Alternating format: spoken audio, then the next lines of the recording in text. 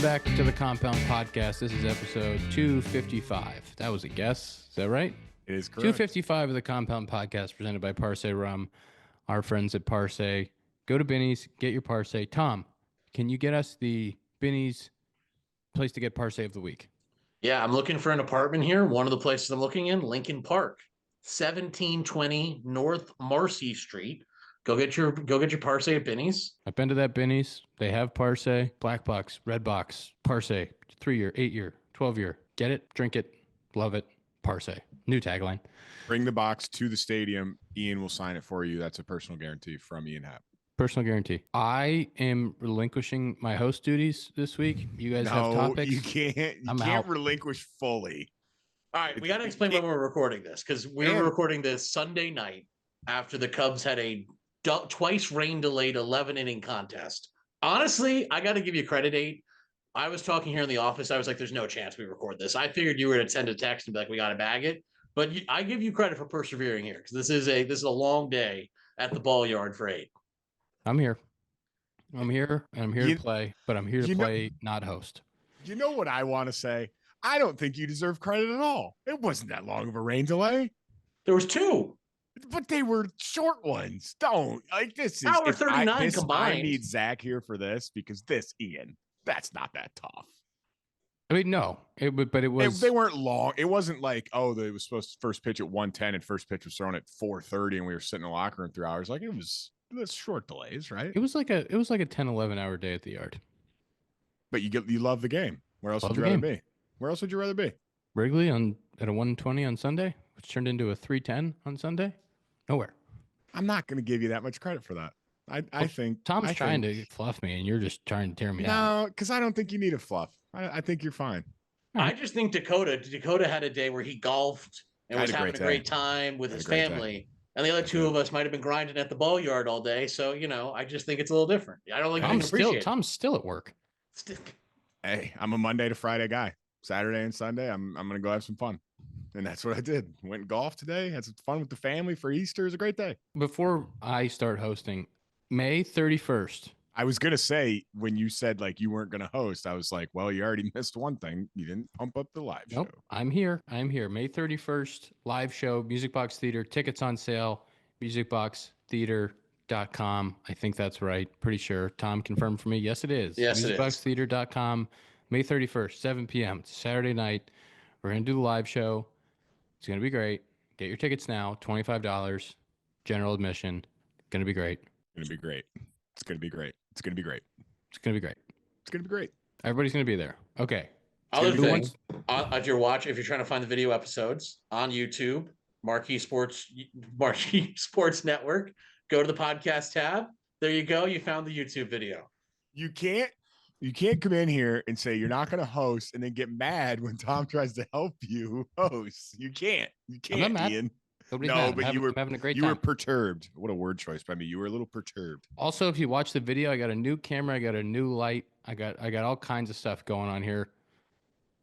You'll maybe notice I look better than Dakota.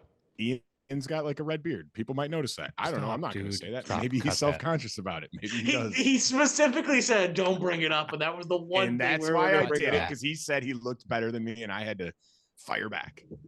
That's getting cut. No. I think it has to stay now. I do think it has to stay. Tom, if you don't, I will listen. If you don't cut that, I don't believe he'll listen. I think you roll those dice, Tom. I'll be livid. What's he going to do? Fire you and then go back to editing himself? No chance. No chance.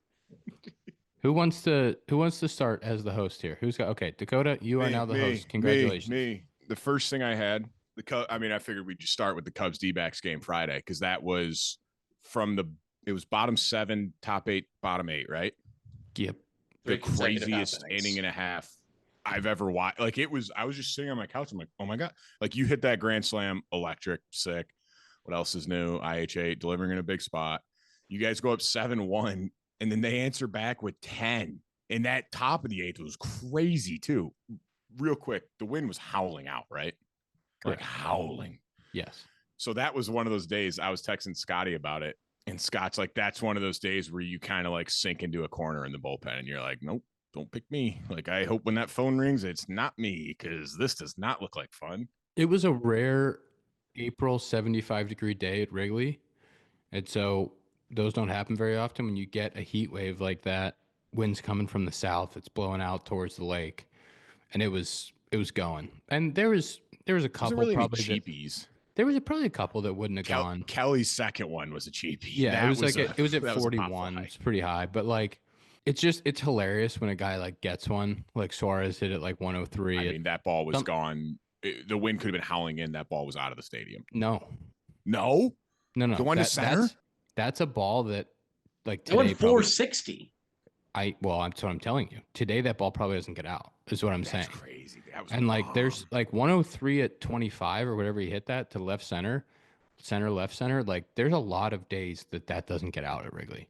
I do think you're discounting though that it's Eugenio Suarez who has pop for days. I mean, 80 power guy.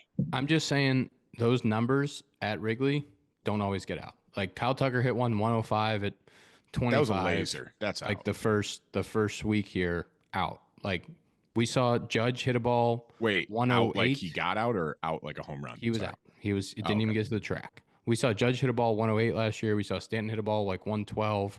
It didn't get out. Like there's plenty of times that happens where it doesn't get out. And that ball like had a jetpack on the back. It got up and it got out in a hurry. Like it plays as two completely different ballparks. So yes, wind was blowing out. Hard hit balls in the air were getting out. And yeah, I would like to call Elias and figure out when the last time a team gave up 10 runs in one inning and won a baseball game was. But really amazing job by the offense to stay in it and go get those runs back. And then Presley in the ninth was nails. Well, real quick, would your home run get out on a normal day or no? You got that ball. That was loud. No. There's a lot of days where that's an out. Did you get that ball? Like, did you feel like you got it? No. It sounded like good contact. No, there's a lot of days at Wrigley. I would say most days at Wrigley, that's an out. By the way, I have your answer. It's been 113 years since a team allowed 10 runs in a single inning after the third and went on to win the game. Good for the Cubbies. It was impressive, though, after that top half of the eighth, and then you guys come back and answer back the way you did. Like, just like the resiliency side of things was sick.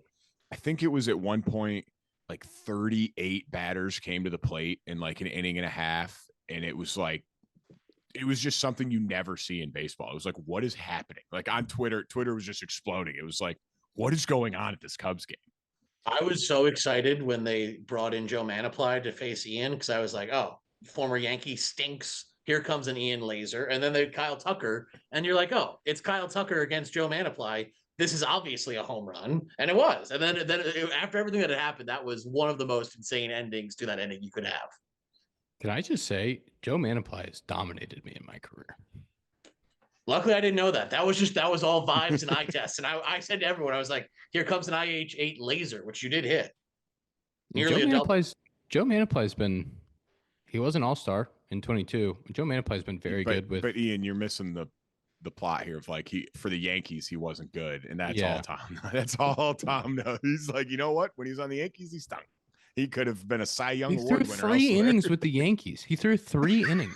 I saw enough. I knew. Pitched in one game. It wasn't what he needed to see. Tom said, you know what? Get this guy out of here. Can I just say your Joe Manaply frustration as a Yankee? He threw in one game in 2019 and he got the win. I was working for the Yankees in 19. I was very familiar with the minor league report. Go look at Joe Manaply's numbers. He was not good. I'll stand by it. You're not gonna. He got optioned after the game. I am right.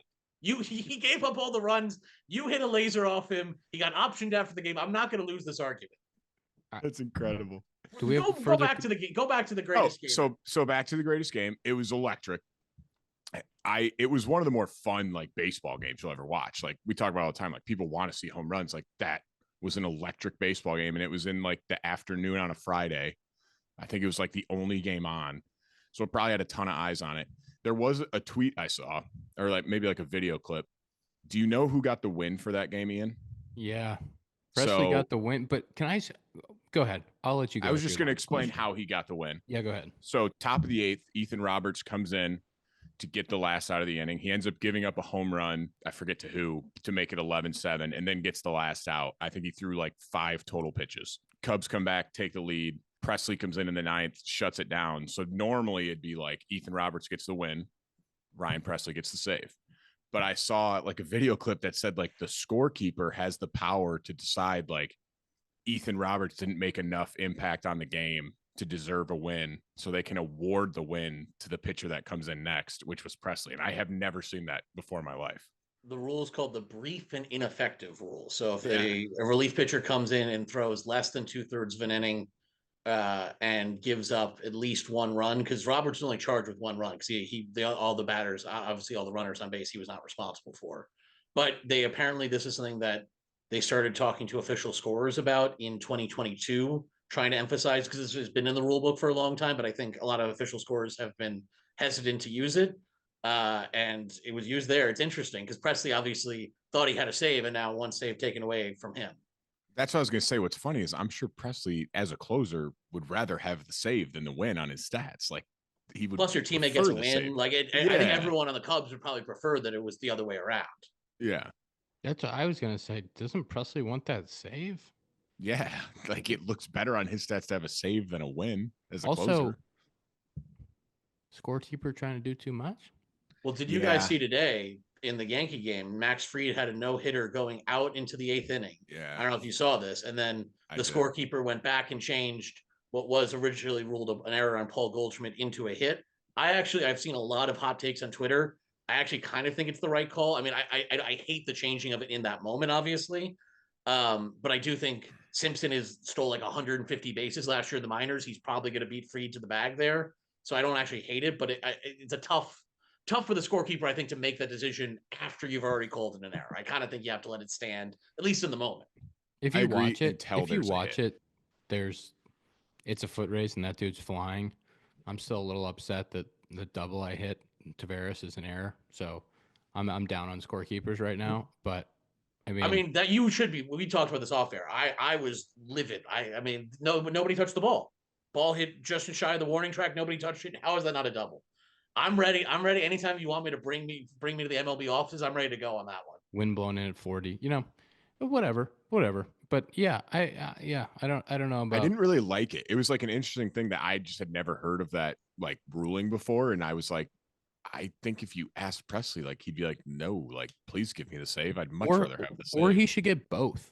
Like he saved the game. I kind of thought he should get both. I think that should probably. If you don't want to give Roberts the win, then he should get the win and the save. He should be able to double dip because saves are precious in this game. They're hard to come by. It's really hard to do, and like he deserved the save for that effort, especially with the wind blowing out at 40 miles an hour. Like that was very impressive what he did, and it feels like he wasn't rewarded. Yeah, it was a weird choice to make that ruling.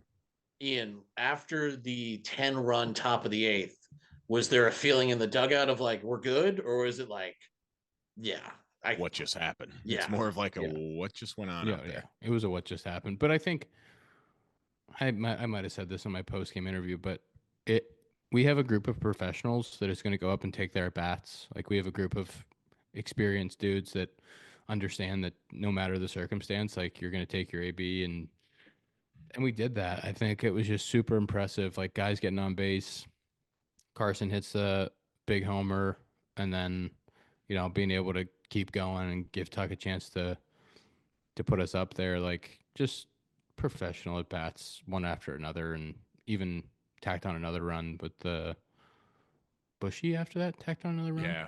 Seiya went back to back. Yeah. I mean, just really a great effort by the offense. That is one where like after that 10-run inning, like you come in a little shell shocked, but you also didn't remember like, hey, it's a 4-run game. We just watched them hit like homer after homer. Like guys, if we just can get a couple people on base, like then get the ball in the air, like we can tie this right back up. And it helps like a huge moment in that inning. Looking back now was Nico's down 0-2 and then gets hit by a pitch, and then PCA works a walk, and then Kelly hits the homer, and just like that, it's a 1-run game, and it's like we're right back in this. And obviously, like things just kept rolling from there. So that's one of those games that like all the little things get overlooked because of the big homers and big moments. Like little things like that, little things like PCA working a walk against a lefty, like. Those things get overlooked, and like those are the things that build the momentum, because it's very easy in those innings to make one out that kills the momentum instead of just like building. And we did a really good job of that throughout the game.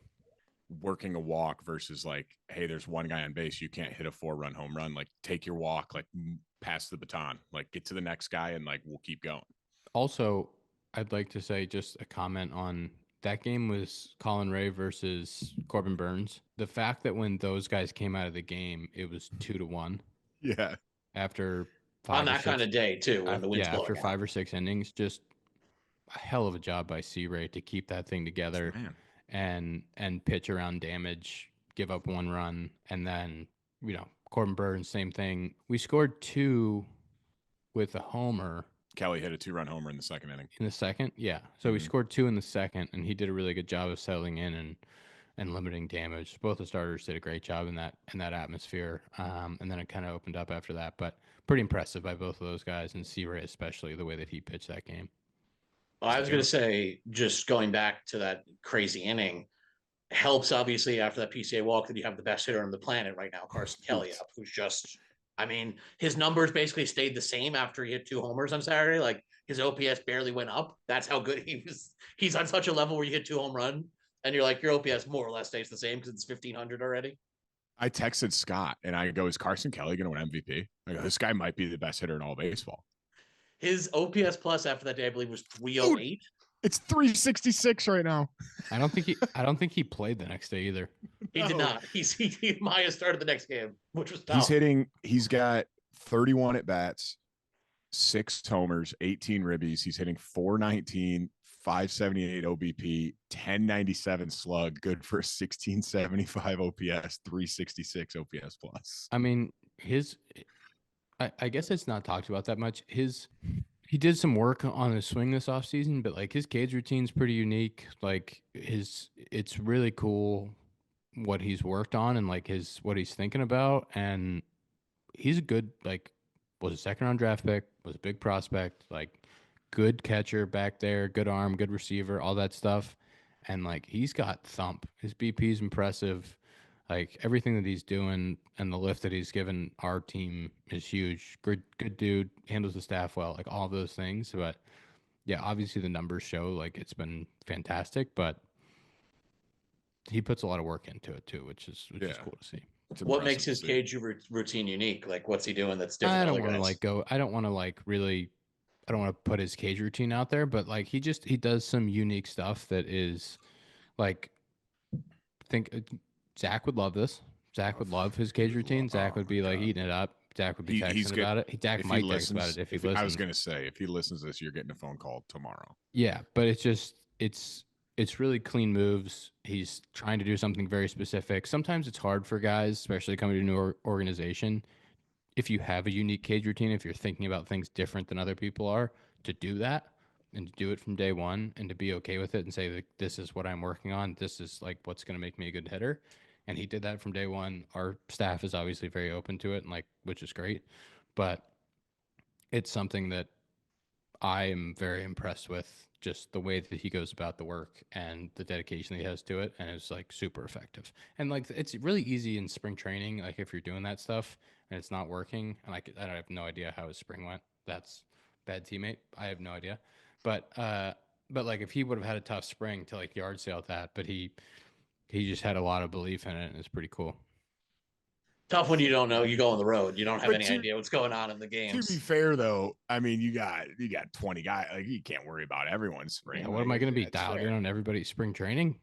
I will say though, the cool thing about Kelly is go look back, and you mentioned like track record there, 2nd-round pick, former big prospect, but 2019 in 111 games, he had 18 homers, a 112 OPS plus, and then he's only played in 100 games once since then. So there is some of it of like he just really hasn't, obviously catching is kind of changed over the last decade where there's very few catchers that are getting 400, 500 bats, but that was the most career plate appearances he ever had at 365. He's never had that many again. And obviously he's not going to have a 366 OPS plus. I'll go ahead and report that now at the end of the season. Probably not. At least probably. You never know. But obviously there's going to be some regression back to the mean a little bit. But I do think there's a chance that this is pretty real in terms of the fact that, like, could he be a 120 OPS plus guy? And, like, could you guys have above 100 OPS plus out of your catcher spot, which is, basically no teams in the league are getting. If you get a league average production of that spot, that's huge for your lineup. And it's really, I don't think people talk about enough, like the catching spot. It's basically a platoon spot, unless you Mm-hmm. have Real Muto. Like you're getting, you're getting half of the at bats ish. There's going to be a little bit of more or less depending on right, left, whatever. But like to hit 2 homers and then get a day off and to be completely okay with it and to like come back the next day and still rake, it's not easy. It's not an easy Oh, job to say like, hey man, like we might pinch hit in the 8th inning and then you're gonna have to come in and catch an inning, or you're gonna dominate for 2 straight days and then you're gonna sit because that's the way that it goes. Like, and to come back every single day, same routine, be ready to go, be locked in on the either the team you're facing or the guy you're catching, plus take your at bats. Like it's really, really tough to do. And I commend those guys on the ability to like not get at bats for a day or two and then jump right back in there and be rock solid. And Dakota, I mean, I think you can speak to this a little bit of like the most valuable thing for your organization is if you can have a couple catchers that like you trust and that are reliable and like are good with your arms, because that the effect that that has for the rest of the team is, I think, monumental. oh, I've said it before. I was always in the mindset of like, I don't care if our catcher goes 0 for 5 with 5 strikeouts. I'm sure they don't want that, but I'm like, if they go back there, steal me a strike or two, call a great game, that is ultimately like what you prefer. Like Ian said, like Real Muto's, I feel like really the main Contreras with the Brewers catches a lot, but like I feel like Cal Raleigh. true. There's a handful, but like majority, I'd say 20 teams probably have like more platoon situations of like guys will go maybe 2 days in a row and then it's like, all right, let's get the other guy in there.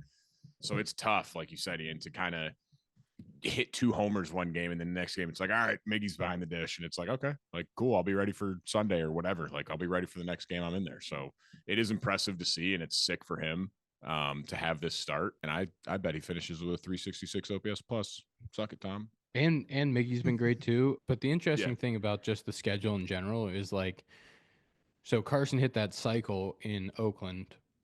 Mm-hmm. Carson hit that cycle in Sacramento when we were playing the A's. Oh, good. I And did not catch that. and Staying he in. didn't. Yeah. No, you can't clap. You can clap for fun, but it's not getting cut. Carson hit that cycle in Sacramento, and he didn't play the next day. But it's because the schedule, we went night, day. Mm-hmm. And so he did that the first game of the series. Second game of the series was a night game, and then the last game was a day game. So because we were facing a lefty the last day, historically hit lefties very well. So he was going to have to play the last game of the series, like no matter what, even if they wanted to put him in, can't catch him 3 in a row. So like the schedule dictates a lot of that, and the uniqueness of Wrigley back-to-back day games or Thursday night to a Friday day, like all of those things play into it. So it is, a lot of that stuff is out of their control, and like people are like, why would you bench him the next day? Well, it's a lot of it is forward thinking based on matchups, based on schedule. The catching position's not one where you can go day by day basis. Like you said, like you have to do some forward thinking of, all right, like we got a lefty the third game of the series. Like we don't want Kelly catching all 3. So like we're going to go Amaya here or Amaya there. Like it's planning ahead, and that's why the managers get paid the big bucks. I want to ask you one more thing about that 10-run inning in that crazy game.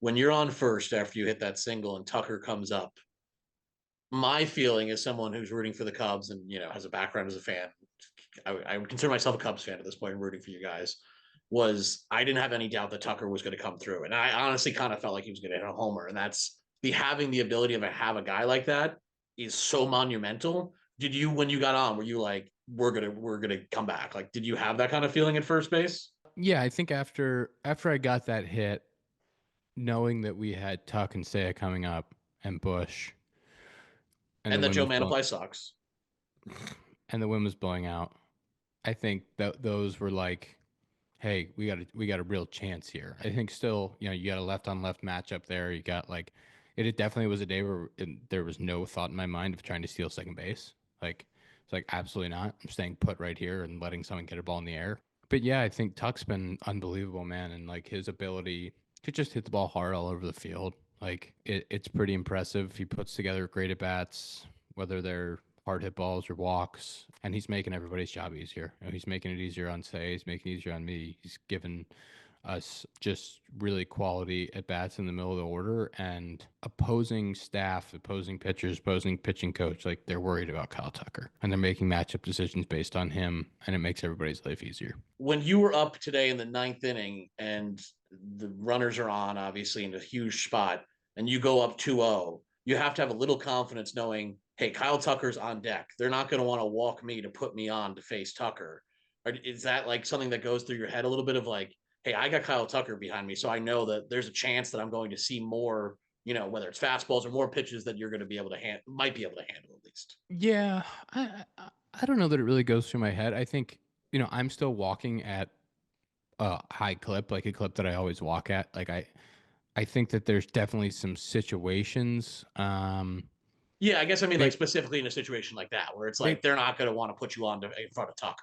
Yeah, I mean maybe like a 2 out, nobody on situation where like 2 out, nobody on, I'm probably going to see pitches to hit, or like say in the past maybe there was a 2 out base open situation, like runner on second, first base is open, or maybe I might see some more off speed stuff out of the zone for chase to see, and like a team's not afraid to walk me. Whereas like now with Tuck hitting behind me, like they'd rather probably pitch to me than Tuck. Like that's probably real. I can't say that there's been a situation this year where I'm like, that definitely just happened, but it's probably happening more. But yeah, I think his presence, I think that you can feel that other teams are aware of it. And especially, I think the one thing I've noticed with pitching changes, just there's definitely some times where teams will go to, whether it's, Say is kind of protecting Tucking away from the lefties, but there's definitely situations where they'll go to a lefty to face the three of us,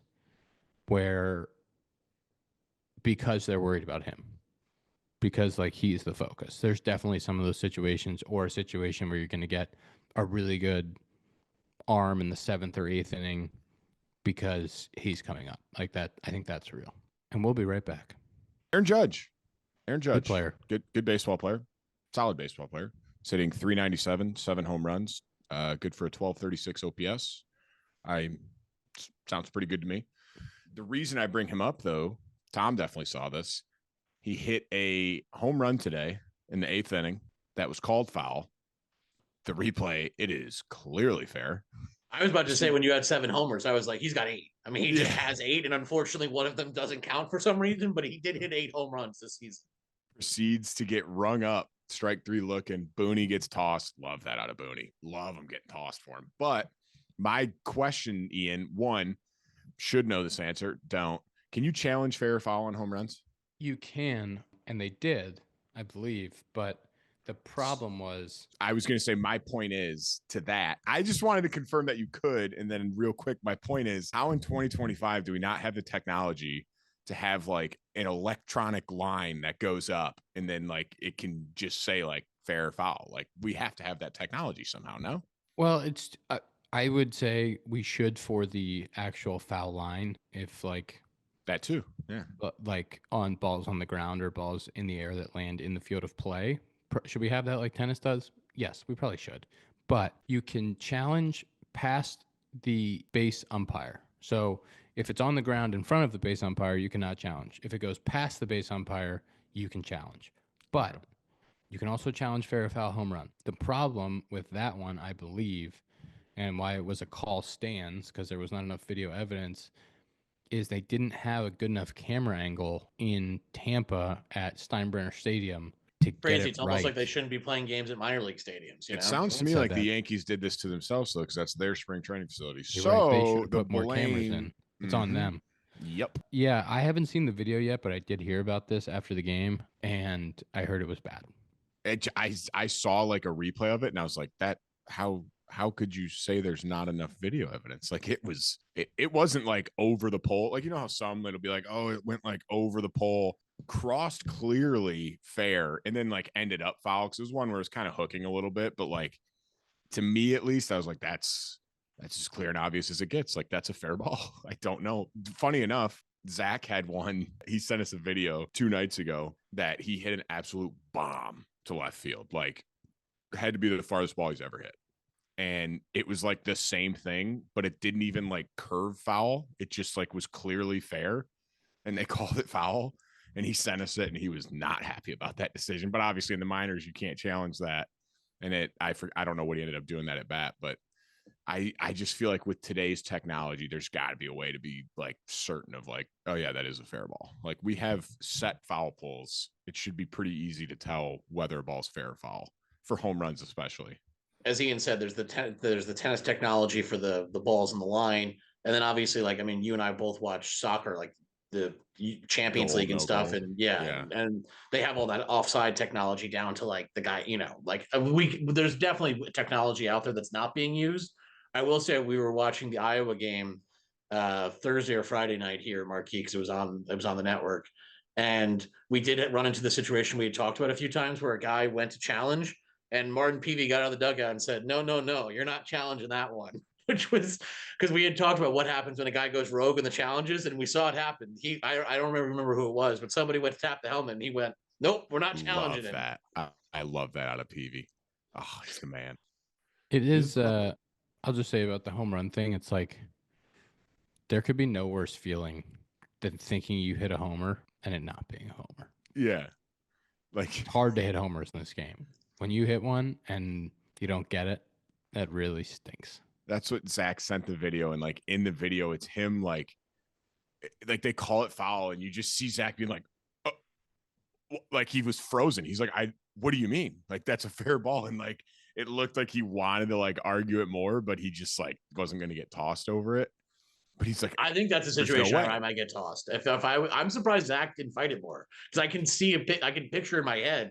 Anyone who's watched our show, I think, can picture Zach's reaction. We've all seen it. We know what that face looks like. He was not happy. Hand on hip. He didn't go hand on hip. That's more balls and strikes, at least. So I give him credit for that. He didn't go hand on hip. It was more like the double palms of the sky, because we're big OPS plus guys here. Well, Ian is obsessed with the stat OPS plus, loves it. It's his favorite thing in the world. Another thing Ian loves, Mike Trout. Dude, I was hoping you were going to talk about Mike Trout. I just pulled up his baseball reference page. He's got 8 pumps. 8 pumps for Mike Trout. Only 1 double. No. But what's funny about Mike Trout is he's hitting 189, but he has 8 pumps, so his OPS plus is 125. Yeah, it is. We're not worried about that. Okay. He is he's got 16 RBIs, he's got 8 pumps, he's stolen 2 bases. We feel good about him, feel good about where he's at. That average is gonna come up. It always does. It's Mike Trout. Good player. You sneaky have a lot of like crushes in the league. Like, you love Mike Trout, you love Tommy Edman. I guess that's really it. Maybe you don't have too many. Those are like your 2. We're a fluff pot. I'm high on players that are good at baseball. Actually, no, we're out on Tommy Edman diving catch. I forgot. Sorry. Yeah, I'm mad at him. Yeah. We're in a tiff. Ian could do PR. I mean, that was a good PR spin right there. That was like the president's under attack, and the person goes to the podium and starts defending him. Like Ian had all the press secretary lines ready to go. Well, and he didn't even know I was going to bring up Mike Trout. Mike Trout didn't make an all-star team last year for the first time in his career in a full season. And so he's got to get back to the all-star game. We all know that. And he's well on his way with 8 pumps early. By the way, he did not play a full season last year. He played 29 games. I was going to say. Well, but first, so I'll explain my point, okay? The first year he came up was 2011. He was 19 years old. He played 40 games. Okay, couldn't have made the All-Star team that year. He came back for the break. The only other time he didn't make the All-Star team was 2020 when we played 60 games and didn't have an All-Star game. Every other year he's made the All-Star team, except for last year because he got hurt too early and didn't make the All-Star team. I did say in a full season though, so like you made it sound like he played. Okay, well I explained myself. I apologize. You did great. No, you did great. Mike Trout, you recovered. Going to make the All-Star team this year. He's going to be hitting 250 I'll give him 2 weeks. He'll be hitting just. Mark this. Clip it. Mark it. 2 weeks, he'll be hitting 250. Okay? By the middle of May, he'll be hitting 280. By the break, probably 280 to 300 with 20 pumps by the break. Before I get to my last topic, I believe Tom has a couple. What would help Mike Trout get to 300 by the All-Star break, Ian, if he wore what? Bruce Bolt batting gloves. Bruce Bolt. brucebolt.us. Go to brucebolt.us to get your batting gloves, signature series, Hap series, arm sleeves, elbow guards, whatever you need. brucebolt.us. Go check them out. Use code Hap at checkout. It's one of my favorite things in this show to set you up for the Bruce Bolt ad. It's kind of like become a point of mine of like I know when to throw it into the app of all right, let's hit the Bruce Bolt here. Really fires me up when I hear it. Well, that one took you a second. You're like, what would he wear? What would he wear to get to 300? Yeah, I was going to say, you go me to give advice to Mike Trout? He's the best player ever. Oh, I actually have two things because what would he wear just made me think of this. I have one reason for which I was still playing baseball because fighting necklaces are making a comeback and I love it. Paul Skeens was wearing one. I forget what team, like one team has, I think Pirates. Maybe McCutcheon bought them for everybody. And I think it's electric because it's so funny because they were a thing in early 2000s. Like everyone had a fighting necklace. Like if you played baseball, you wore a fighting necklace. Do you remember the concept behind them? Do you remember what the sales pitch was? It was you tell me. It was supposed to relax you. It was supposed to relax you because of the titanium that was in the necklace or something was supposed to be relaxing. So it was supposed to put you in a good, relaxing place to play ball. I believe that was the fighting, what the sales pitch was. Did I have a fighting? Yes, I did. Yeah. But we always made the joke, like when I was in high school, my brother was in college, I think.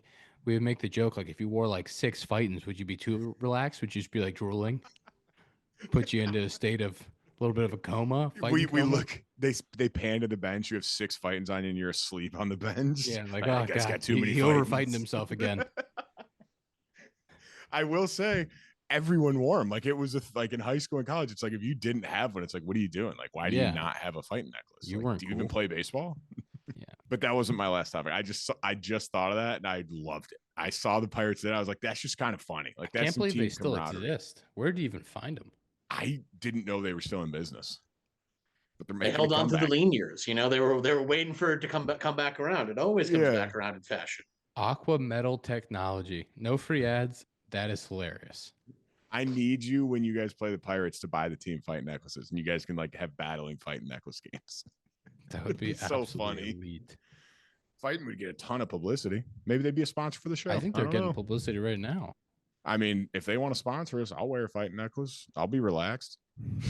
The last thing I did have though is known football fan. If anyone on this pod or anyone I know is a huge football fan, it's Ian Happ. That guy loves the Chicago Bears, Bears, loves them. I saw an Instagram post by the Cubs. Ben Johnson threw out the first pitch, I think Saturday. Yeah. And who does he take a picture with outside the locker room but known football fan Ian Happ? And I sent it immediately and I go, huge football guy. This guy loves football. Well, and I didn't want you to feel bad. I didn't send it to you or a comment because like I didn't want you to feel bad about Ben Johnson being a Bear and loving Chicago and being very happy to be in Chicago with the Bears. But Ben Johnson, good guy. It was his son's 6th birthday. It was really awesome. He was having a blast. Big Cubs fans, they were loving it. Good pitch. Did you see his pitch? Little sinker? Yeah, a little sanker in there. Yeah, he's happy to be in Chicago. We love it. We love him. Happy for him to be here. Big Bears fan here. Really excited. We were talking shop the whole time, talking about all the X's and O's. I was fired up about it. There's no chance you even brought up football because he probably would have said something and you would have been like, who's it? What's your guys' quarterback? What's your guys' quarterback? Me to practice though. That'd be sick. You have to go. I know. Zach went to a Lions practice when he was on the Tigers, and he's like, dude, it's sick. Like, you just see all these guys, and you're like, these guys are massive. Yeah, he invited me to a practice, and if the schedule allows, I would love to do that. It'd be cool. You got to. That'd be so sick. Bring Nico's not really a big football guy either. If Steele wasn't... Tom, are you a Bears guy now? Ooh. No, I don't think I can commit to being a Bears guy. That seems well, then you can't come to practice, okay? This is for Bears. Can I be a football guy? I can be a football guy. Bears fans only, okay? All right, then I'm out. That was a crazy move to be like, take me to practice. Be like, you're a Bears fan? Be like, nah, I can't do that. Be like, well, as a middle, I feel like there's a middle ground there of like, I like football, would be interested in seeing the practice. Don't hate the Bears. Give the secrets away. But as the head of the Bears fans, Ian Happ is not allowing it. And because we know, big football guy. Is he a Steelers fan? Is he a Browns fan? Is he a Bears fan? Who knows? Right now, a Bears fan. Bears only. Go Bears. Go Bears. Duh, Bears. Duh, Bears. First thing, first batter coming out of the rain delay, Ian, you had to book it to score in that. Were you like, I was thinking about it. I was like, I would feel anxious that whole, I don't know what this says about me, but if I was on base when the rain delay happened or I was about to be up, I feel like I'd be anxious that whole rain delay. Cause it's like, you got to be locked in as soon as it's over. No, you just gotta stay loose. You've been through. I mean, well, that's why I guess I wouldn't have made it in the major leagues, because I would have just been like vibrating over there in a chair for an hour and wouldn't have worked out. Yeah, no, this happens. Rain delays happen. You got to stay like ready to sprint full speed when the rain delay is over. But yeah, it was a good read. I'll give myself some props. It was a good read. I got out of the gates there and felt really good about that one. You're fast Other guy. one. People forget you got some speed. Sneaky. Other one, I sent you guys the video. This was going around. Mike Budenholzer, now former coach of the Phoenix Suns. Bull was in their rotation, had a really great month from like February into March. He was averaging, I believe, like 15 points a game and a couple boards and a couple assists. He's 7'3" of kind of a project out of Oregon that's never quite hit in the NBA, but clearly all the talents there is the son of Manute Bol. And he was supposedly taken out of the rotation. This was reported by a couple different sources, including, I believe, Chris Haynes, that there was a fight between Steven Adams and I believe one of the Plumlee brothers, whichever Plumlee's kicking around on the Phoenix. Mason. And if you watch in the video, Bull's off to the side shooting layups as that fight's going on. And he was taken out of the rotation after that point, basically did not play again, was not really getting meaningful playing time again this season. Been a lot of controversy online. A lot of fans, I think, feel like that's an unjust decision, but I'd imagine you guys might feel a little differently having spent some time in some locker rooms. I will say, I don't think me and Ian are definitely not like fighters. So like there's no way either of us are in there mixing it up, but it is kind of something of like, you still just kind of go in there and at least like break it up. Like I was more like the media, like you stand around the outside, if anything, and you just kind of yelling at the other side, but you're not doing anything. Like that's more me. I'm more at the back, like you suck, but I'm not in there throwing punches or anything. And I don't think Happer is either. But I do think you need to go and like at least be in there to show like, hey, if things really kick off here, like I can at least break it up and like be there if needed. Yeah. Yeah. I mean, you either got to be the guy that's holding the guy back. Yes. Or holding somebody back, find somebody to hold back, or you got to be the guy that's over the top saying, yeah. Oh, it's also a little different. I mean, Dakota, you're a big guy, but if you're 7'3", I do feel like maybe, go over there and see if you can help out a little bit. You are injury history. See an injury history guy? He does actually have an injury history. Yeah. Maybe he's trying to stay away from an injury. I do think the tough part was shooting, doing some shooting drills during your team's fight. Maybe just don't shoot. I think even if he just stood off to the side and not put up the couple shots that he was putting up, maybe he stays in the rotation. He looks pretty disinterested in the whole affair. Yeah. Which, again, like I kind of loved when benches would clear just because I like hearing because every team's got a couple psychos on it where like they're being serious. They're yelling like crazy. I'll kill stuff. You. Yeah. And I'm like, whoa. I was like, and I'm looking at the other team. I'm like, no, dude, like he might actually kill you. Like I would he's ready to snap. I'm going to try to hold him back, but I don't know if I can stop him. Yeah. Like no, you don't pick that guy to hold back. The kill you guy? Yeah, absolutely not. Stay away from him. Yeah, you avoid the kill you guy, and you just, I don't know. I've only been in a few benches clearing stuff, and I was, like I said, more just all right, everybody relax. Like just well, it's tough for the bullpen too, right? Because you guys are usually late arriving. Like you have to like do the jog in or whatever. Well, I've always thought like maybe I should just go form tackle someone in the other bullpen, like, and then we got a brawl in center field too. Like that'd be kind of sick. That'd be awesome. It'd be electric. I do. I don't want it to get like ugly where anyone gets hurt, but I'll say it. I love like benches clearing brawls. It's electric. It's good stuff. I mean, Ian, I know you don't because you're probably like a part of it most of the time, but like it's fun to watch. It's intriguing. Like when I think it was Nationals and Pirates, they cleared Jorge Lopez threw one like up and into McCutchen, and then like the umps were talking about should he be ejected, and then like I don't know, they were off camera, but someone said something to the other, and then benches cleared, and I was like, yeah, come on. Yeah, The one that stinks though is like the unnecessary benches clearing, where it's just like kind Yeah. of a courtesy clear. Those are stupid. Those like annoy me, if anything. Like, especially the ones where like the bullpen like starts to jog out and then it all dies down and they turn around and it's like, what is this? Like, if we're gonna come out of the dugouts, like let's do it. Let's get it's after pretty hard it. to get there from left field too. I think that's an excuse. I think I need you in there ready to run. No, I mean I'm gonna get there, but I'm saying that if we're on defense, I'm not gonna be the first one to arrive to the scene. This is with all due respect, because I love the Cubbies. I'm a Cubbies fan. I played with the Cubbies minor league system. I love the Cubbies. I'm thinking about the Cubbies lineup right now.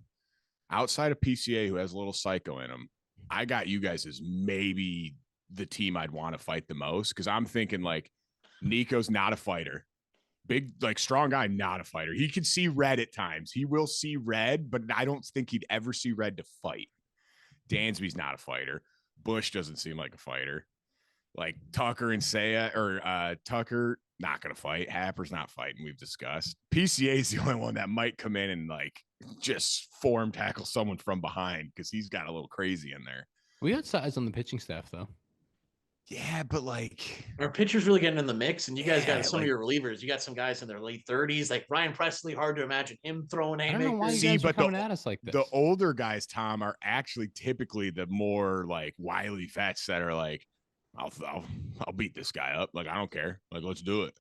Like, those are the guys you need. You need the maybe old JT. guys. JT at 40 years old. Maybe he's the one stirring the pot, huh? But he seems like such a nice guy. I just don't know if I see it. He's too nice of a guy. But I'm just trying to. You're trying to defend your boys. Trying to get you off our back. I just was going through the lineup and I'm like, I don't really see any of these guys starting anything, because I could see PCA, love PCA, but I could see him at some point getting something stirred up. And it's going to be a lot of just, there's a lot of holdback guys and not a whole lot of fight guys. Ian, do you have a bench? Like, what do you remember your first benches clearing in the majors, or like, is there one that stands out to you? I feel like you haven't been in like a brawl. Like maybe benches have cleared and like, people are shouting stuff, but benches have cleared, a little bit of shouting. I can't say that I remember like a really serious one. Oh, the one, I forget if they cleared, just, I think it was last year when you like accidentally on your backswing hit Willie and then Michaelis hit you, and then Stroman and like the Cubs dugout was chirping him like, what are you throwing at him for? Like it was an accident. I forget if you guys even cleared on that though. No, I don't think so. It was more just chirping. Yeah. And I will say baseball is a whole lot more of that than anything else. It's more just like shouts from the dugout and then guys like, F you. And that's really all it is most of the time. You were talking about like the worst benches clearing is the slow brewing. Like if it's benches clearing, it needs to be like snap, because the worst ones are the ones you could talk about where it's like people are chirping and then a couple guys come out of the dugout. And now you got 4 guys out on one side. So the other team's like, all right, we're going to bring out 4 guys. And now everyone's like, I guess we're on the field. Like, I guess we're doing this.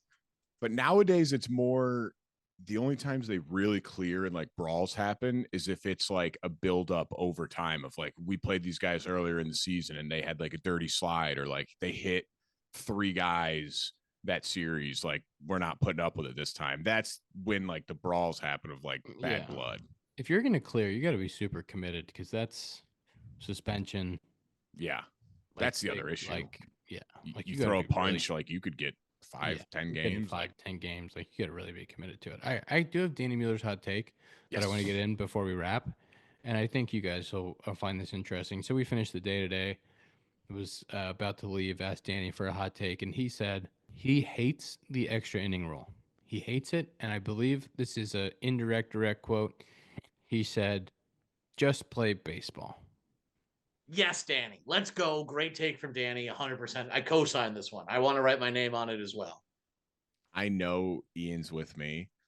I strongly disagree. I don't need 15, 16 inning games of 0 runs happening and nothing really goes on. Like you get a single and it's like, all right, do we bunt him over? You try to bunt him over. It doesn't, like, next thing you know, the game's 4.5 hours of just really nothing. I like it the way it is, where like, it's to the point where like if a game goes even 11 innings, it's like, whoa, that was crazy. Like they did the same thing in the 10th inning. And I think that's in the best interest of the sport.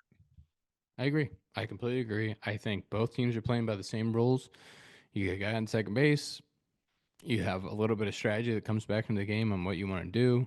And I think, like, you saw that game today, it was 1-1 after 9. Mm-hmm. The conditions, the way the wind was blowing, like, might have taken us a minute. Like, nobody was hitting a homer. Might have taken us a minute to score. Like, you see runs put up in the 10th. You see a run put up in the 11th.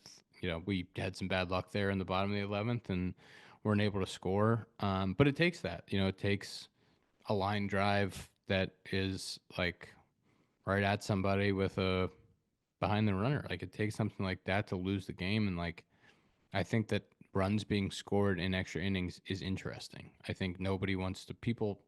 Is it that fun to watch? Like, no runs get scored for 4 innings. Like, I personally, I don't think so. And I think that it keeps guys healthier. You're using less pitchers. You're getting through without having to designate anybody or get new arms in there. Keeps guys, you know, long games now are 12, 13 innings. I think it's better for players. Like, I think the whole thing is a better product. What percentage of this take do you think was Danny being upset that you guys had just lost a game in No, extra no, innings? no, Zero? no. He Yeah, would he would he have would that never take do no that. matter what. He would never do that. No, it wasn't about the Cubbies. It was just, I think that sparked it for him, but he genuinely doesn't like the rule. I agree. I agree with him. I think we've had this conversation. I was trying to find the exact number, but I believe it was like 82% of games were ending in the 10th inning anyway. I would have liked an opportunity to have the rule that kick in the 11th or the 12th. I would have liked to have seen more normal baseball, but I do understand, like, on a day like today, undeniably, I can't lie. When the 10th inning came around, I was like, I'm kind of glad to see the Ghost Runner on a day like today, after the 2 rain delays, after everything else that had happened. But in general, I 100% agree with Danny. But I understand why it's there. You got to respect Danny Mueller too, because you know who has it the worst if games go 15, 16 innings. It's the clubbies. Like, they're the ones staying, washing everything, getting the locker room set up. Like, he's the one that's still there for hours after that game. So that guy just loves ball. He still wants it. We were actually having a conversation during the rain delay about extra inning games, and Quentin Berry, our third base coach, was telling a story about when he was playing and asked to pitch in like the 18th inning of a AAA game because he was like, let me just get out there and do it because this is crazy. And I was telling the story of the second game of the 2018 season in Miami. We played 18 innings on day 2, and just like how brutal that was in the National League too, with, you know, double switches and pinch hitting and stuff. Like, I think I came into that game in the 8th or the 7th, and I ended up playing 10 innings of baseball, like something crazy like that. So yeah, I don't miss 18 inning games. And we've talked about it before. Then it comes back to, like, you use your long reliever. He ends up throwing 4 innings and he's got to get optioned the next day because he's down for 4 days and you need an arm in the bullpen. So it's just kind of, I think overall, it just makes more sense to kind of try to get things over within typically 10, 11 innings instead of getting. The one thing I would say in retort to that is, what I love are the weird games. Like, the game on Friday is a game that we'll remember. Like, throughout the rest of your career, you'll probably remember that game at some point. If someone brings up to you that game, you'll remember because of how crazy it was. The same way you'll remember that 18 inning game. I can think about, I've talked about the 16 inning game we play. I called when we were in Walla Walla. Like, you remember those kind of games, and I love those kind of stories, and that's why I love sports. So I think that's part of why I don't like the rule. But I understand from this is a business, we need to protect guys, we need to cut down injuries aspect of it. But I missed from the storytelling part of Quentin Berry telling the story of when he pitched in an 18-inning game. That's a cool story. That's a cool memory. That's kind of why we like sports. But what's funny though is Quentin Berry said it from the point of view of, like, get it, like, just let us get out of here. Like, because when you're in the moment, it's like, this just sucks. Like, I'm so over this. Like, if you're not playing, especially, you're just sitting there like, dude, I don't even care if we lose anymore. Like, I just want to go home. It's 1 a.m. We're in the 17th inning. No one's scored in 7 innings. I do agree, Tom. Like, there are like some fun stories, but most of the time when it's that long, it's just boring baseball for a lot of innings. Cause it's not typically like, oh, they match 2 runs each. They match 3. It's like 0, 0, 0, 0, 0. And it's like, okay, somebody please hit a home run. I do remember in that 16 inning game, it was in Walla Walla, which is like a football, baseball combined stadium. And I was pretty good about timing when I had to pee as a broadcaster, because if you're by yourself, you got to just hold it. And it got to like the 13th, and I said to the guy back in studio, I said, if it goes to the 14th, I'm just gonna have to go, because, like, I'm gonna pee here in the seats. And when the at 13th inning finished, I just said, play ads until you hear my voice again. Sprinted, it was all the way down the right field line, was like sprinting all the way there, sprint all the way back. And then if you listen to that broadcast the next inning, it was a lot of 1-1, and then it was just me off my catching your breath. But it was like there was just nothing, and then it would just be the 1-2 outside. I love that. But I love those stories. I see both sides. I understand why it happens, but and I get like that was not a fun situation to be in. But ultimately, that produces the kind of story that you remember for the rest of your life. So I that's what I miss about it. Fair. Let's get the people of Sloan screen time. Sloan is the world's leading manufacturer of commercial plumbing systems. They're at the forefront of the green building movement and provide smart, sustainable, and hygienic restroom solutions by manufacturing water-efficient products, including faucets, flush-o-meters, faucets, set faucets twice, sink systems, soap dispensers for commercial, industrial, and institutional markets worldwide. To learn more, visit sloan.com. What are your screen time? Boys? Oh, boys. I got a winner today, I think. Come on. 7 hours, 8 minutes. Ian, go ahead. What's yours, big guy? 2:42. No chance. There's no way it's 2:42. Send the picture right now. I don't believe you. I'm sending it right now. That's crazy. You're also an hour behind me. People forget that. You're an hour behind me. This was the best day I've had in a while. Spent time with the family, spent time on the course, 3 hours, 18 minutes. I felt real good about it. Sorry. I don't know how mine was so low. I mean, I didn't look at it during the rain delay or anything, but. Why? What were you doing? Talking to your teammates? I don't like looking at my phone during the games. I think it's an eye thing. I don't like the screen and then having to go hit 100. I like that thought process. That actually makes a lot of sense. It's fair. Episode 255.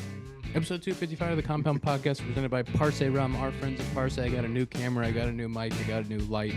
Let us know how it looks. We will see you next week for 256. Remember, May 31st, Music Box Theater. Go get your tickets, musicboxtheater.com. Compound Live Show. See you next week.